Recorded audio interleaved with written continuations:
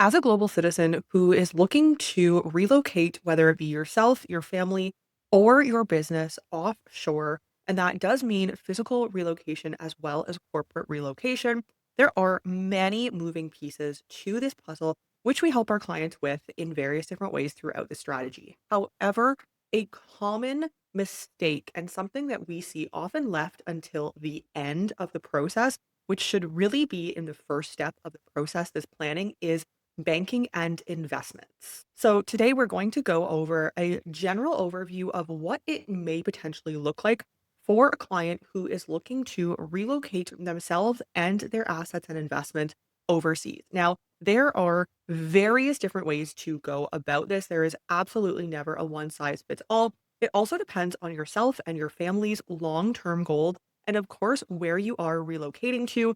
If it's a relocation for lifestyle purposes, for tax optimization and finance purposes, or for both. So, this is not a one size fits all strategy, but this is generally looking at some of the better options that we can assist clients with when it comes to banking. Banking is strong in various different jurisdictions. However, we often do banking both for ourselves internally in the business and also for many clients in the US. Now, you do not have to be a US citizen or resident in order to have a bank account in the US. And there are various different ways to go about this, whether you hold an LLC or any type of entity in the US, so that you and potentially your entity can both have a banking presence in the US. Of course, if we're looking at top tier institutions, we're likely looking somewhere like Chase, Bank of America, Wells Fargo, Citibank, where with the right documentation in place beforehand, most of our clients can go physically to the US. Yes, it does require physical presence. That is part of the process. And from there, they are able to obtain bank accounts and from their investment account. Now, like I said, there is documentation that's required before simply landing foot in the US that you want to ensure that you have structured and set up beforehand. However, if setting foot in the US and opening a physical account is not something that is viable, what we will typically do for our clients is to get them started with fintech bank options and then move over to traditional bank options when they do have a planned date in the US. Now, fintech banking in the US is becoming stricter. Over the last 3, 4 years, we have seen quite a shift in the KYC, the AML, and just the general documentation in order to not only open, but also to sustain a US bank account, especially for fintech accounts because they are under higher scrutiny. However, not only do you need bank accounts that are based in the US, as the lifestyle that we live in the business, but of course that we help clients with, we really want to diversify our assets, and that means diversifying bank accounts across jurisdictions as well. So, there are, of course, various traditional banks in the US, along with fintech banks that can be a great diversification option, but there also are banking options in jurisdictions like Panama, like Switzerland, where you're able to hold funds and you do not even need to set foot in the country to get these accounts open. Now, of course, there is higher KYC in order to open these accounts. And if you are looking for a traditional institution, then you're going to have to set foot on the ground in said jurisdiction in order to open accounts. This is a big shift. We always tell clients that we've seen a lot just within the last 1 year. A lot of these jurisdictions in the past that were known as being tax friendly have now tightened their banking and, in some cases, not only banking, but also corporate accounting policies, so that you now need to physically be present on the ground and have somewhat more documentation or potentially hold residency in that country in order to open a bank account. Now, this being said, this is not something that is bad. While, yes, the process has become slightly more difficult in general for clients, banks being tighter with their security and their opening process is not a bad thing, especially once you become a client. So, going back to some beneficial fintech bank accounts where you may be able to open a US LLC business account directly from your phone. Some of the ones that we have personally experienced and have worked with clients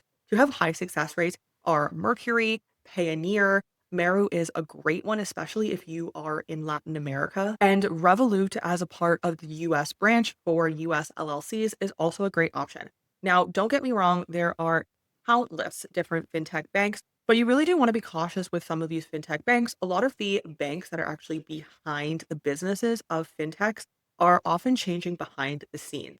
So sometimes when you do have a fintech bank, especially in the US, we see this Not often, but typically a few times a year with different fintech bank accounts where they will be changing the bank that they are working with on the back end because the fintech itself is not the bank. The fintech is the company. There is a bank behind that that is holding your funds. So you really want to make sure that you trust and understand the business model and the bank that is truly holding your funds, not just the front facing company. So we get a lot of questions about Panama. So I am going to touch briefly in Panama banking in this video. So Tower Bank is a very popular bank in Panama where it is pretty straightforward to open an account. However, there are issues that we have personally seen and also seen with clients where fees are higher than what is initially expected.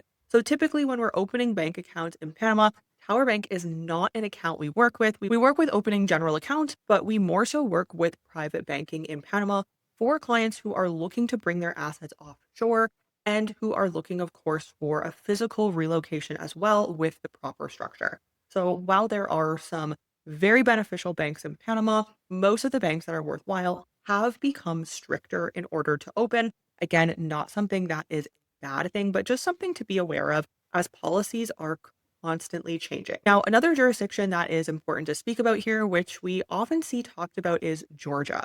So I myself have had a bank account in Georgia for the last 3.5 years at the two largest banks in the country.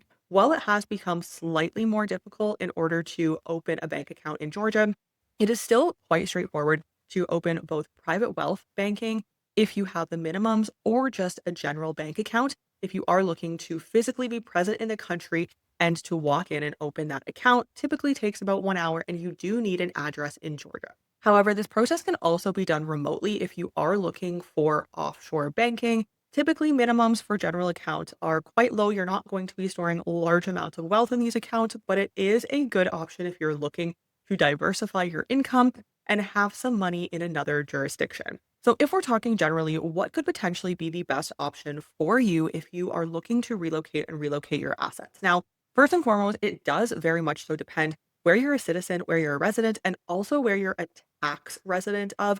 So this is going to look slightly different for everyone, but it's typically beneficial to have both traditional and fintech bank accounts in the US. This is a very strong banking system still to this day. So you do want to diversify and get into the US system and really start to build your credit. This does take years to start building, especially if you are a foreigner. It's not something that is going to take a few months if you are not born with an SSN, but it is something that you can start working your way toward. Likely, you also want offshore accounts. So that could be Panama, that could be Georgia, that could also be in a Caribbean island jurisdiction. Now, we do assist for this process with clients. However, it's important to note that minimums are often higher and there is more KYC and certainly AML for bringing funds into these accounts. It's not something that we do often with clients, but it is something that we can assist with for the right client and the right strategy. But I would say overall, when clients come to us and they're looking for an offshore account, typically their mind first goes to a Caribbean island account, which is no longer an easy bank account to open anymore. These islands are under scrutiny and also really requiring a lot of documentation now in order to get accounts open, functioning, and maintained for the long term. Of course, any jurisdiction where you hold residency. So let's say Panama, Paraguay, Georgia, if you are gaining residency somewhere in Europe, somewhere else in Latin America, you are likely going to have a few bank accounts on the ground in that jurisdiction so that you can access your money locally. And a lot of the times it is required to have a bank account to deposit funds into that account, whether it be to show that you are truly living in the country and living off this money, or if it's simply a lump sum amount in the account in order to qualify for residency. So the last piece of this puzzle that I will speak about is crypto. Now, crypto is very much so tied to where you are living and where you are a tax resident of.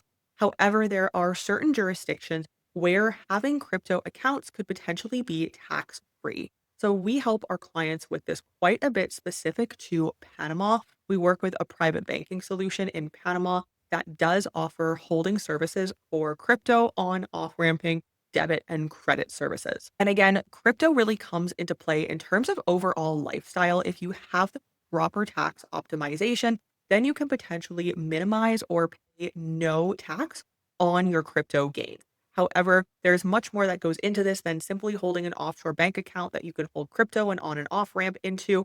You are still liable for taxes regardless of where your account is based, unless you have the proper setup and the proper structure. If you are interested in learning more about becoming a diversified global citizen, whether it be for yourself, your family, or your business, you can check out the videos on the screen now and learn more from the videos linked below, or book a consult call with us if you're looking to start working toward a specific actionable strategy so that you can relocate and lower your tax bill.